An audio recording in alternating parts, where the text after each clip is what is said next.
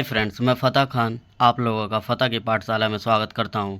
तो चलिए आज का सेशन शुरू करते हैं, जिसमें हम लोग सीटेट सितंबर 2026 में आने वाली सीडीपी का इम्पोर्टेंट एमसीक्यू देखेंगे, जो पेपर 1 एंड 2 दोनों के लिए इम्पोर्टेंट होगा। तो चलते हैं पहले क्वेश्चन पर। एक खेल क्रिया के दौरान चोट लगने पर रोहन रोने लगा। यह देखकर उसके पिता ने कहा, लड़कियों की तरह व्यवहार न करो, लड़के रोते नहीं। पिता का यह कथन एक लैंगिक रूढ़िवादिता को दर्शाता है। दो लैंगिक रूढ़िवादिताओं को चुनौती देता है। सी लैंगिक भेदभाव को कम करता है। डी लैंगिक समानता को बढ़ाता है। तो इसका सही उत्तर होगा ए, लैंगिक रूढ़िवादिताओं को दर्शाता है। अब चलते हैं नेक्स्ट क्वेश्चन पर। एक प्रगतिशील कक्षा में एक अध्यापक को अटल पाठ्यक्रम का पालन करना चाहिए। दो विद्यार्थियों में प्रतिस्पर्धा पर बल देना चाहिए। सी ज्ञान की रचना के लिए प्रचुर मौके प्रदान करने चाहिए। डी विद्यार्थियों को उनके अकादमिक अंकों के आधार पर नामांकित करना चाहिए। तो इसका सही उत्तर होगा सी, ज्ञान की संरचना के लिए प्रचुर मौके प्रदान करने चाहिए। अब चलते हैं नेक्स्ट क्वेश्चन पर। एक गतिविधि के दौरान छात्रों को संघर्ष करते देख एक अध्यापिका बच्चों को संकेत और इशारे जैसे क्या, क्यों, कैसे प्रदान करने का फैसला लेती है। लेव वाइगोत्स्की के सिद्धांत के अनुसार अध्यापिका की यह योजना एक बच्चों को अधिगम के लिए अनुप्रेरित निरुत्साहित हो करेगी। दो अधिगम के लिए पार आधारभूत संरचना का काम करेगी। सी छात्रों में प्रतिहार निकास प्रवृत्ति पैदा करेगी। चार अधिगम की प्रक्रिया में अर्थहीन होगी। तो इसका सही उत्तर होगा दो, अधिगम के लिए पार आधारभूत संरचना का काम करेगी। अब चलते हैं नेक्स्ट क्वेश्चन पर। लेव वाइगोत्स्की का सामाजिक सांस्कृतिक परिप्रेक्ष्य अधिगम प्रक्रिया में डैश के महत्व पर जोर देता है। एक सांस्कृतिक उपकरणों। दो गुणारोपण। सी अभिप्रेरणा। डी संतुलन। तो इसका सही उत्तर होगा एक, सांस्कृतिक उपकरण। अब चलते हैं नेक्स्ट क्वेश्चन पर। जीन पियाजे अपने संज्ञानात्मक विकास के सिद्धांत में संज्ञानात्मक संरचनाओं को डैश के रूप में वर्णित करते हैं। एक मनोवैज्ञानिक उपकरणों। दो उद्दीपक अनुक्रिया संबंध। सी विकास का समीपस्थ क्षेत्र। चार स्कीमा मनोबंध। तो इसका सही उत्तर होगा चार, स्कीमा और मनोबंध। अब चलते हैं नेक्स्ट क्वेश्चन पर। जीन पियाजे के संज्ञानात्मक विकास के सिद्धांत में पूर्व संक्रियात्मक अवस्था में विकास का मुख्य गुण क्या है। एक अमूर्त सोच का विकास।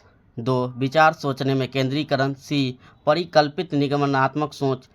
चार संरक्षण और पदार्थों को क्रमबद्ध करने की क्षमता। तो इसका सही उत्तर होगा दो, विचार सोचने में केंद्रीकरण। अब चलते हैं नेक्स्ट क्वेश्चन पर। विकास के संदर्भ में निम्न में से कौन सा कथन सही है। एक विकास की दर सभी संस्कृति में सभी के लिए समान होती है। दो विकास केवल विद्यालयों में होने वाली अधिगम से ही होता है। तीन विकास केवल बाल्यावस्था के दौरान ही होता है। चार विकास बहुआयामी होता है। तो इसका सही उत्तर होगा चार, विकास बहुआयामी होता है। अब चलते हैं नेक्स्ट क्वेश्चन पर। जन्म से किशोर तक बच्चों में विकास किस क्रम में होता है। एक संवेदी मूत्र अमूत्र। दो अमूत्र संवेदिक मूत्र। तीन मूत्र अमूत्र संवेदिक। चार अमूत्र मूत्र संवेदिक। तो इसका सही उत्तर होगा एक, संवेदिक मूत्र और अमूत्र। अब चलते हैं नेक्स्ट क्वेश्चन पर। एक प्रगतिशील कक्षा में व्यक्तिगत भिन्नताओं को किस प्रकार देखा जाना चाहिए। एक अधिगम प्रक्रिया में बाधा। दो अध्यापक के पक्ष पर असफलता। सी योग्यता आधारित समूह बनाने का मापदंड। चार अध्यापक अधिगम प्रक्रिया परियोजना के लिए महत्वपूर्ण। तो इसका सही उत्तर होगा चार, अध्यापन अधिगम प्रक्रिया परियोजना के लिए महत्वपूर्ण। अब चलते हैं नेक्स्ट क्वेश्चन पर। एक समावेशी कक्षा में डैश पर जोर होना चाहिए। एक प्रदर्शन अनुमुखी लक्ष्यों।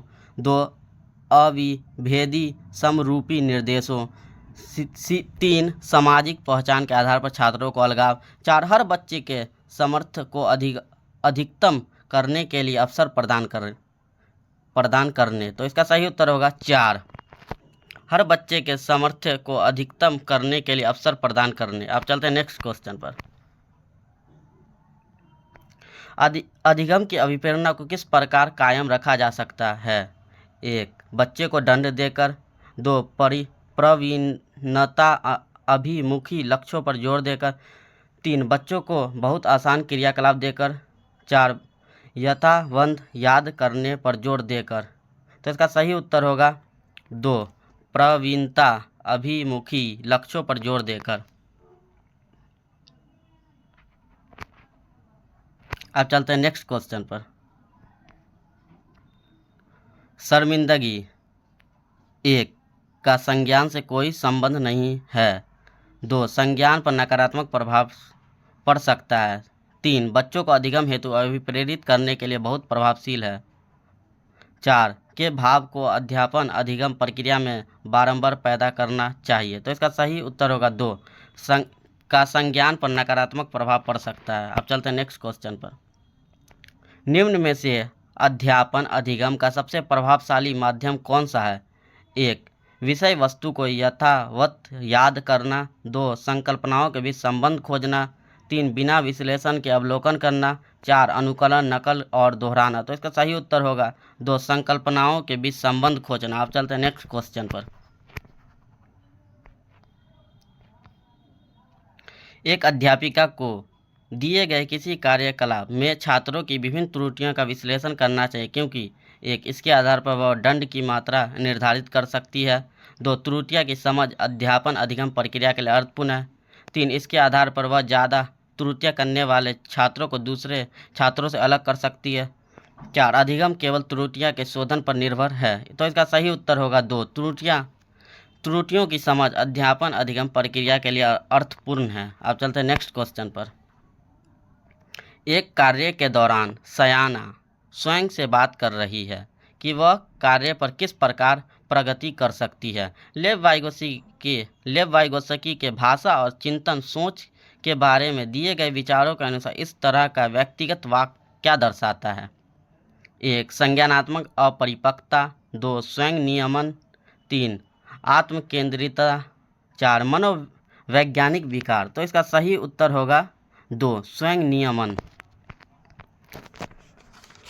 तो आज आप लोगों को आज का सेशन कैसा लगा? अगर अच्छा लगा तो like, share, comment and subscribe करें। बाय।